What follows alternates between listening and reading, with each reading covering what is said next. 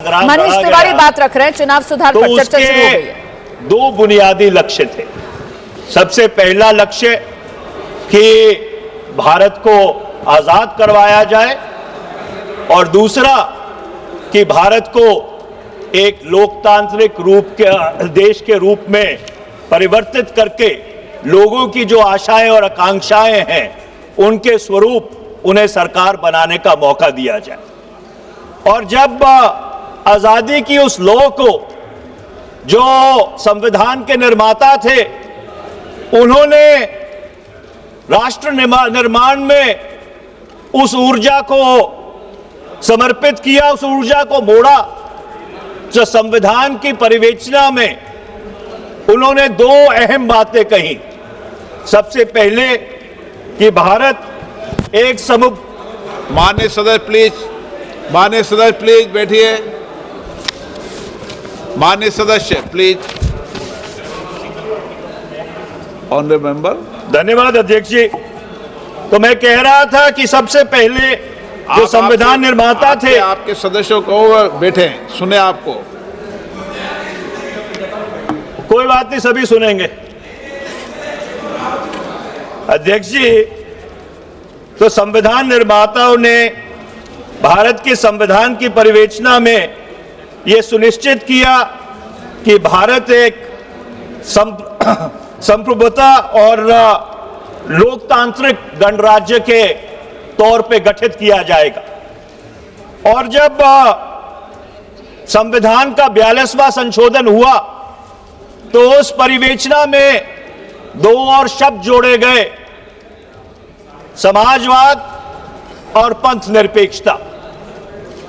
और उस स्वरूप में आज वर्ष 2025 में भारत का जो गणतंत्र है, गणराज्य है, ये उस स्वरूप में गठित है। अध्यक्ष जी, भारत के एक लोकतंत्र में, इस लोकतंत्र में दो सबसे बड़े भागीदार हैं।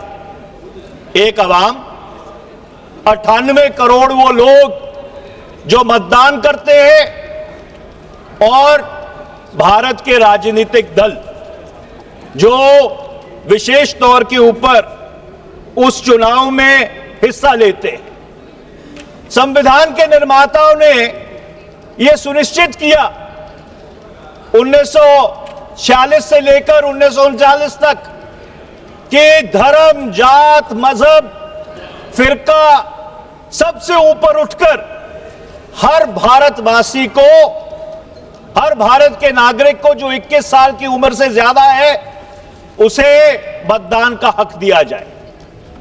और यह उस समय हुआ जब बहुत सारे ऐसे मुल्क थे जहां पर मतदान का हक एक बहुत ही संकीर्ण तौर पे दिया जाता था।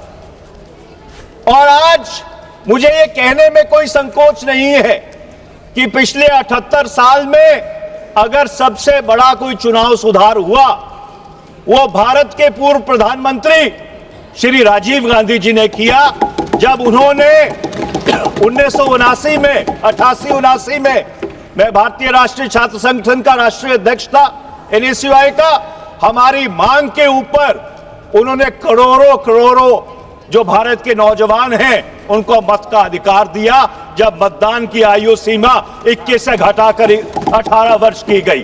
इससे बड़ा चुनाव सुधार पिछले 78 वर्ष में इस मुल्क में और कोई नहीं हुआ। अब जब संविधान की संरचना हो रही थी अध्यक्ष जी, तो ये जो सारा लोकतंत्र का ताना बाना है, इसको चलाने के लिए एक न्यूट्रल एम्पायर भी चाहिए था। और संविधान के निर्माताओं ने चुनाव आयोग का गठन किया। उस समय यह चर्चा चली कि क्या चुनाव आयोग एक स्थायी संस्था होनी चाहिए या अस्थायी संस्था होनी चाहिए।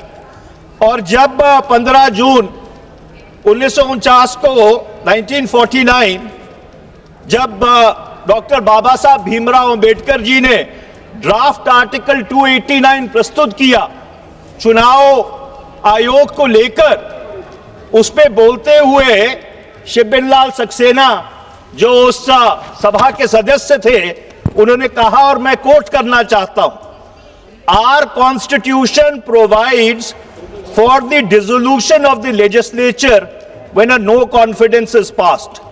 So it is quite possible that elections to the various legislatures in the province and the center will not be concurrent. Every time some election or the other will take place somewhere. It may not be so in the very beginning or in the very 5 or 10 years, but after 10 or 12 years, at every moment, some election in some province will be going on.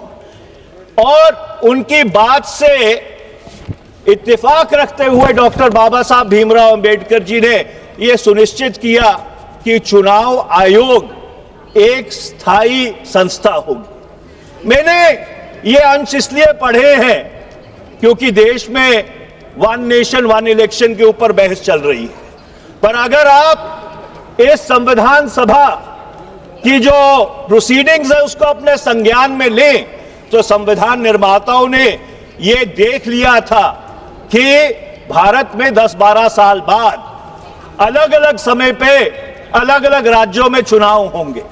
तो इससे एक बहुत बड़ा प्रश्न खड़ा होता है कि ये एक देश एक चुनाव का कोई औचित्य बचता है कि नहीं, इसके ऊपर चर्चा करने की जरूरत है, क्योंकि संविधान के जो निर्माता थे उन्होंने इसको अपने संज्ञान में लेकर ये उस समय कहा था कि इस देश में अलग अलग समय पे अलग अलग चुनाव होते रहे। अब चुनाव आयोग को अख्तियार दिए धारा 324 से लेके 329 के तहत, और उस चुनाव आयोग से सब लोगों की उम्मीद थी कि वो एक निष्पक्ष एम्पायर होके काम करेगा। पर मुझे बहुत खेद से ये बात कहनी पड़ रही है और ये बहुत दुर्भाग्यपूर्ण बात है कि इस साइड पे बैठे बहुत सारे सदस्य और बहुत सारे इस देश में लोग ऐसे हैं जिनको चुनाव आयोग की निष्पक्षता पर आज सवालिया निशान खड़ा करने की जरूरत पड़ रही है।